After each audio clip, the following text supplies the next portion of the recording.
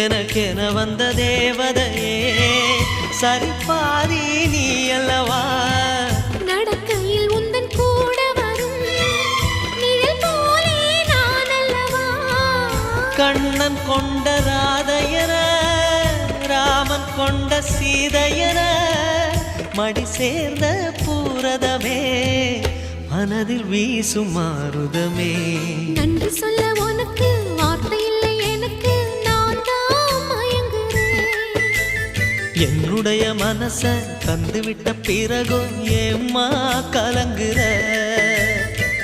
நெடுங்காலம் நாம் பொறிச்ச தவத்தாலே நீ கிடைச்ச திருக்கோயில்